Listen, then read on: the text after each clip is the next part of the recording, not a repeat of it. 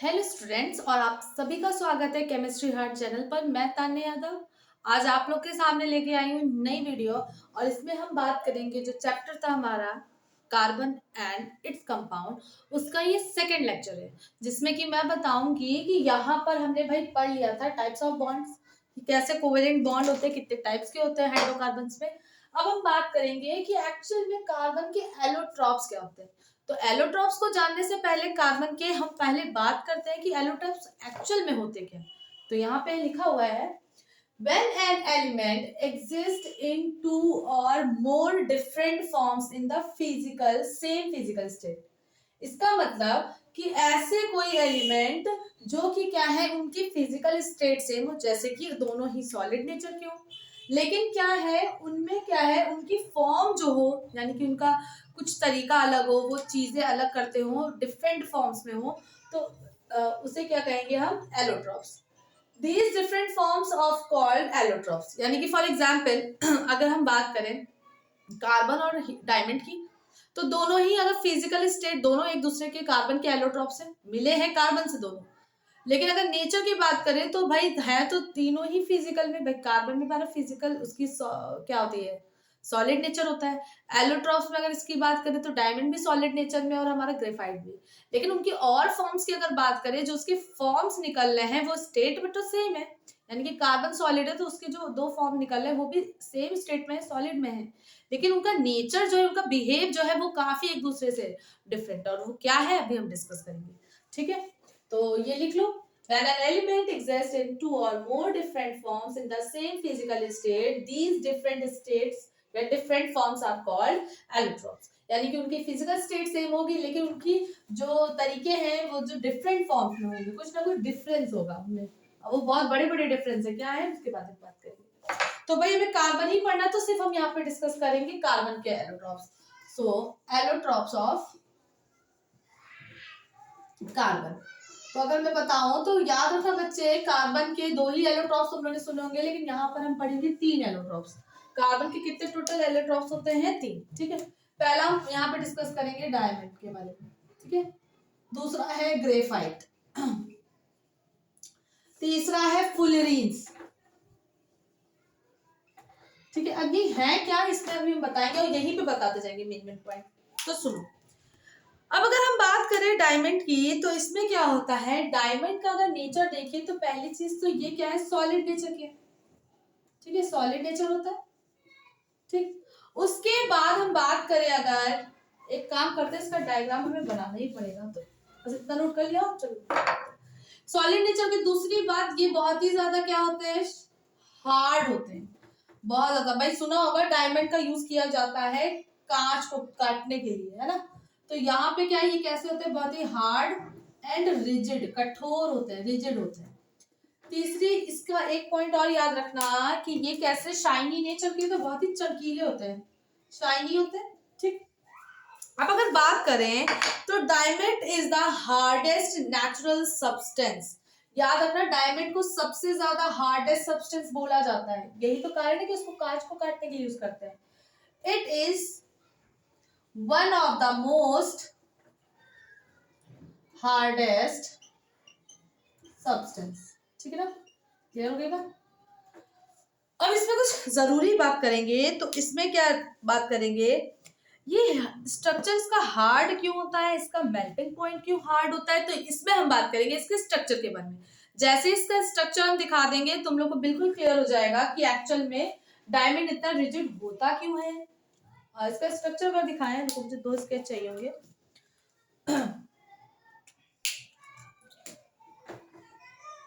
अभी हमसे वैसे दिखा रहे हैं तो कोई वो मत समझना कि बिल्कुल, फिर एक बार कंपेयर करके दिखा देंगे।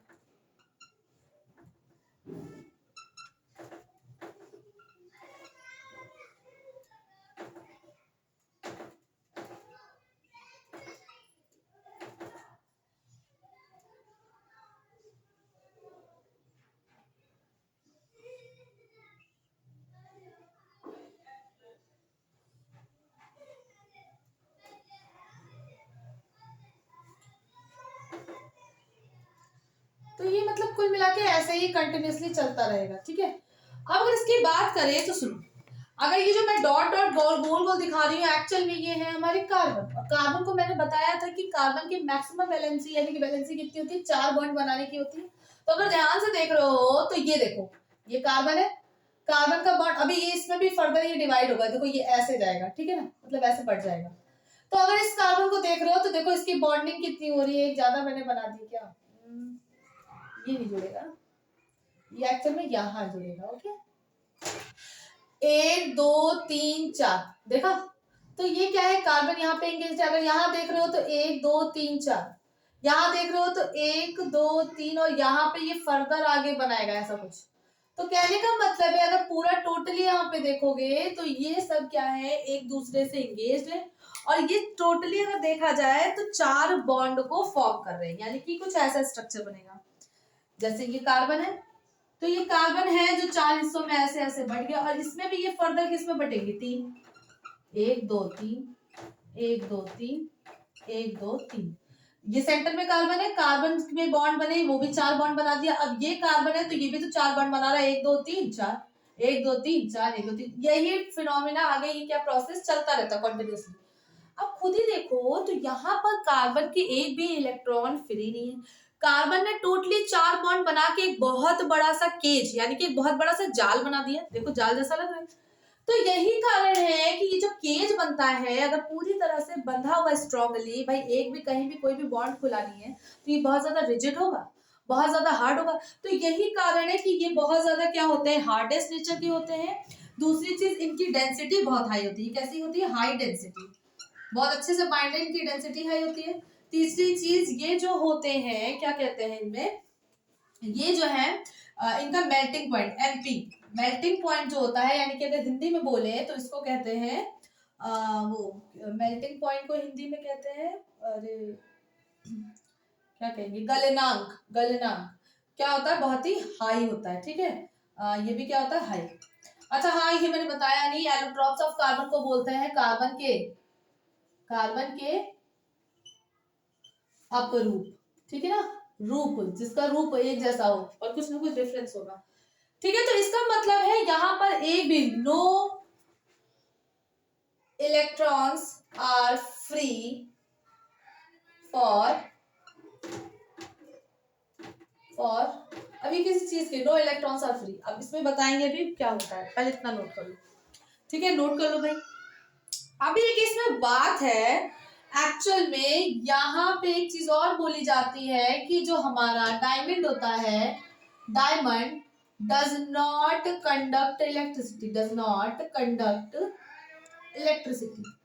अब ये क्यों है तो सुनो, एक्चुअल में मैंने पढ़ाया था कि किसी भी वायर में करंट तभी फ्लो होगी जब उसमें इलेक्ट्रॉन्स होंगे, वो भी कैसे इलेक्ट्रॉन, फ्री इलेक्ट्रॉन। भाई हमारा न्यूक्लियस है, न्यूक्लियस के अराउंड इलेक्ट्रॉन्स घूमते हैं, लेकिन इलेक्ट्रिसिटी में वही काम आते हैं जो फ्री होते हैं। फ्री का मतलब है भाई बीच में प्रोटॉन न्यूट्रॉन होता है, तो वो इनको बांधने के लिए एक फोर्स अट्रैक्शन लगाता है, इसको इलेक्ट्रोस्टैटिक फोर्स बोलते हैं। इसी वजह से क्या है, इलेक्ट्रॉन के चारों तरफ घूमते हैं। भाई अब किसी के पीछे कोई घूम रहा है तो कोई अट्रैक्शन फोर्स होगी, तभी तो चारों तरफ घूम रहा है। तो क्या होता है, जैसे ही डिस्टेंस बढ़ने लगती है, शेल्स बढ़ने लगती है, तो वो इलेक्ट्रॉन पे बहुत ही कम फोर्स लगा पाता है, तो वो क्या होते हैं, फ्री इधर से उधर घूमते हैं, और उन्हीं का काम होता है इलेक्ट्रिसिटी जनरेट करने में। बात क्लियर होगी, समझ में आ गया। तो यहीं पे है कि अगर यहाँ पे देख रहे हो इस स्ट्रक्चर में, तो कहीं भी क्या इलेक्ट्रिसिटी मतलब कि फ्री इलेक्ट्रॉन दिख रहे, नहीं, चारों बॉन्ड बन रहे हैं, ठीक है। तो ये इनका कोई भी रोल इलेक्ट्रिसिटी के लिए नहीं होता, इसीलिए तो लोग क्या कहते हैं, इलेक्ट्रिसिटी के गहने बना लेते, सॉरी डायमंड की ज्वेलरी पहनते हैं, है ना, वरना तो करंट ही लगने लगता। चलो अब हम बात करते हैं किसकी, ग्रेफाइट की, ठीक है। किसकी बात करते हैं, ग्रेफाइट की, बहुत इंपॉर्टेंट है। अब हम बात करते हैं किसकी, ग्रेफाइट की। यहीं पे एक छोटा सा स्ट्रक्चर बना देंगे, ये वाला रफ करें कि ये वाला, चलो ये वाला रफ करते हैं, ठीक है। अगर हम ग्रेफाइट के स्ट्रक्चर की बात करें, पूरा ही करना पड़ेगा मुझे, चलो हम बात करते हैं ग्रेफाइट। तो पहली चीज तो ग्रेफाइट जो होता है शाइनी नहीं होते, ये डल होते हैं और उसके साथ साथ ग्रे कलर के होते हैं, ग्रेइश होते हैं ना, ग्रे। दूसरी चीज ये थोड़े सॉफ्ट होते हैं भाई, एज कम्पेयर टू, अगर तुम लोग अपनी पेंसिल देखते हो चलते चलते कभी टूट जाती है, ग्रेफाइट की तो बनी होती है। तीसरी चीज ये बहुत ही स्लिपरी होते हैं, स्लिपरी। अगर देखते हो पेंसिल को तो वो बहुत स्लिपी होती है, ठीक है ना, स्लिपी नेचर होता है। उसके बाद ही साथ ये क्या ग्रेश लिख लिया, ग्रेश, ग्रेश ब्लैक होते हैं ना, स्लिपरी नेचर होता है। उसके साथ ही साथ ये ओपेक्यू सॉलिड्स होते हैं, यानी कि हाँ, और जो वो क्या होते हैं, हाँ डायमंड जो होते हैं वो ट्रांसपेरेंट होते हैं, लाइट उसमें आर पार हो जाती है, लेकिन ये कैसे होते हैं, ओपेक्यू, यानी कि इनमें क्या है, लाइट आर पार नहीं होती है, ठीक है। उसके बाद सॉफ्ट होते हैं और ये हो जाते हैं, इनको यूज करते हैं एक्चुअल में लुब्रिकेट। लुब्रिकेट का मतलब है इसको यूज करते हैं ग्रीसिंग की तरह, किसकी तरह, लुब्रिकेंट जो होते हैं भाई हमें जंग लगने से बचाते हैं। जैसे ग्रीस है, तो ग्रीस क्या करता है, अगर उसको हमने किसी लोहे की सामान पे लगा दिया तो वो क्या करता है, पानी से रिएक्ट नहीं करता, और जैसे रिएक्ट नहीं करेगा तो कोरिजन यानी कि रस्टिंग नहीं होगी। ओके, बात क्लियर होगी, संक्षारण बोलते हैं हिंदी में, ठीक है। उसके बाद हम बात करते हैं, अब यहाँ पे बहुत अच्छी बात करेंगे कि ग्रेफाइट जो होते हैं बहुत ही गुड कंडक्टर ऑफ किसके होते हैं, इलेक्ट्रिसिटी के। अब ये कैसे, तो अभी जब डायग्राम बनाएंगे स्ट्रक्चर इसका तब डिस्कस करेंगे। गुड कंडक्टर ऑफ इलेक्ट्रिसिटी, अब देखो कैसे। और एक पॉइंट और है, ये क्या करता है, इनका जो स्ट्रक्चर होता है सेम प्लेन में लाइन करता है, सेम प्लेन में लाइन करता है। क्या है सुनो, एक्चुअल में वहां पे अगर देख रहे थे तो डायमंड कुछ ऐसा दिख रहा था, मतलब सॉरी, ये रिंग एक जो थी वो ऐसी कार्बन की दिख रही, यहाँ पे क्या है, ये रिंग ऐसी दिखेगी फ्लैट में, ठीक, फ्लैट में दिख रही है। उसके बाद क्या है, यहीं से एक और रिंग बन जाएगी भाई, ये बना, ऐसे बना, ऐसे बना, ऐसे बना, ऐसे बना। अब इसमें क्या है, कार्बन लगा ऐसे, ठीक। इसका खाली एक दिखा रही है, बस सोचना कि मैम कार्बन खाली आ रहा है, नहीं ऐसा कुछ नहीं है। अब यही चीज क्या है, फर्दर प्रोसीड करेगी ऐसे, और नीचे भी क्या सेम ऐसे ही एजल बिल्कुल ऐसे ही बना देगी। ये भी क्या है, बिल्कुल सेम प्लेन में दिख रही है, बताओ सेम प्लेन में दिख रही है, ठीक। इसी तरह से नीचे भी बनाओगे, इसी तरह से ये स्ट्रक्चर पूरा ऐसे ही चलता रहेगा, ठीक है, बात क्लियर हो गई, ठीक है। अब ये क्या है, इनको थोड़ा थोड़ा मिला दो भाई, ऐसे ऐसे हो जाएंगे। तो अगर देख रहे हो तो ये सेम प्लेन में भाई, देखो यहाँ पे जो स्ट्रक्चर दिख रहा है वो दोनों देखो ऐसे, एक प्लेन ऐसा जा रहा है, फिर नीचे एक रिंग ऐसे जा रही है, फिर तीसरी, तो सेम प्लेन में। लेकिन अगर डायमंड की बात कर रहे थे तो वो रिंग ऐसे जा रही थी, तो क्या सेम प्लेन में था, नहीं था। तो या अब सुनो, इसका स्ट्रक्चर जो होता है अगर ध्यान से देख रहे हो तो यहाँ पर एक बॉन्ड ये बन रहा है, एक बॉन्ड ये बन रहा है, और एक बॉन्ड मान लो इधर बन जाएगा, ये आगे प्रोसीड करेगा ऐसे। लेकिन अगर ध्यान से देखोगे तो इसमें तब भी एक बॉन्ड फ्री दिख रहा है, देखो भाई तीसरा चला गया, इससे ज्यादा नहीं एक बनेगा, ठीक है। ये क्या होगा, अगर रिंग बनानी होगी तो ये ऐसे बना देगा, ये ऐसे बना देगा, चलो तब भी तो बॉन्डिंग अगर देख रहे हो तो 1 2 3 एक इलेक्ट्रॉन फ्री दिख रहा है कि नहीं, 1 इलेक्ट्रॉन फ्री दिख रहा है।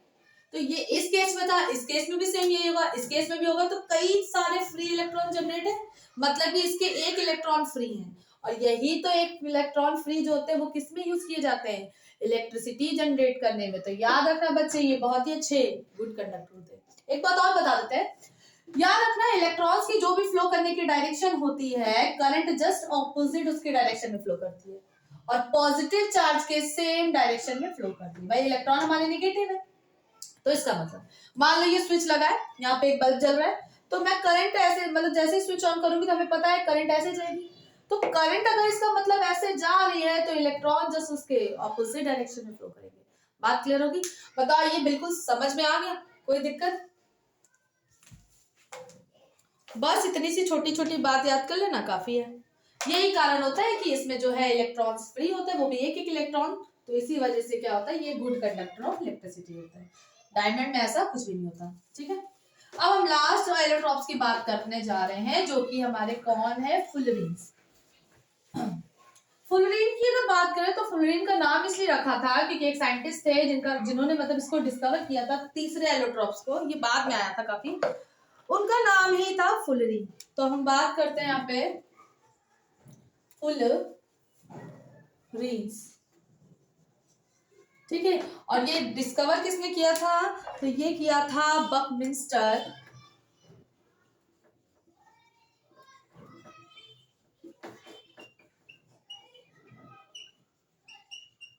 ठीक है, बात क्लियर होगी, बकमिंस्टर फुलरीन्स। अब ये कौन थे तो सुनो, fullerenes are the other class of carbon electrons. और याद रखना इसमें जो होता है फुलरीन्स का स्ट्रक्चर जो होता है फुटबॉल के स्ट्रक्चर से कंपेयर किया, यानी कि एक ऐसा केज, एक ऐसा जाल बनाता है जैसे फुटबॉल का होता है। फुटबॉल देखी हमने, फुटबॉल कुछ ऐसी होती है भाई, एक बॉल ऐसी होती है, फुटबॉल कुछ ऐसी गोल होती है ना, रुक जाओ, अरे मतलब फुटबॉल में ऐसे ही बनी होती है, गोल गोल होता है, चलो अब बीच में क्या ऐसे ऐसे बने होते हैं, ब्लॉक्स बने होते हैं ना, ऐसे ऐसे बने होते हैं ना, तो इसका स्ट्रक्चर भी कुछ ऐसा ही होता है। देखो ऐसे ही तो बने रहते हैं फुटबॉल में, है ना, तो इसका स्ट्रक्चर कुछ फुटबॉल जैसा होता है। स्ट्रक्चर कैसा होता है, फुटबॉल की तरह होता है। और ये होता कौन सा है, तो कार्बन 60 को ही बोलते हैं फुलरीन्स। बस इतनी सिंपल सी बात रखना कि कार्बन 60 को क्या बोलते हैं, फुलरीन। और इसको बनाया क्या कब जाता है, तो याद रखना जब ग्रेफाइट को जब हम ऐसी हीट देते हैं, हाई हीट देते हैं, तब ये सीधे क्या बना के दे देता है, C60, यानी कि हमें क्या बना के दे देता है, फुलरीन्स। बस इतनी सी बात है, बस याद रखना, ठीक है।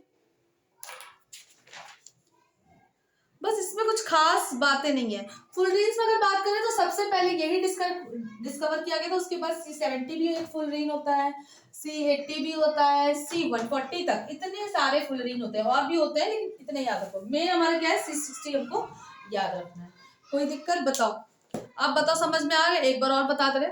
डायमंड का मेल्टिंग पॉइंट जो होता है वो बहुत हाई होता है, ग्रेफाइट का लो होगा, क्योंकि उसका स्ट्रक्चर अगर देख रहे हो तो 4 बॉन्ड नहीं फ्री है, मतलब 4 बॉन्ड में से 3 बॉन्ड इंगेज्ड है, 1 बॉन्ड फ्री है, ठीक है। तो इसका मतलब जब कोई चीज बहुत अच्छे से नहीं बन रही है तो उसमें हर चीज लो होगी। जैसे फॉर एग्जाम्पल एक रस्सी ली, उसको बहुत अच्छे से किसी ने बांध दिया, ठीक है, केज पूरा जाल बना दिया, और एक रस्सी जिसमें से एक एक धागा उसका छोड़ते जा रहे, तो बताओ स्ट्रॉन्ग कौन है, जो अच्छे से बंद है ना, वही। तो यही चीज है कि डायमंड क्या होता है, बहुत ही ज्यादा रिजिड होता है, हार्ड होता है, हार्डेस्ट होता है।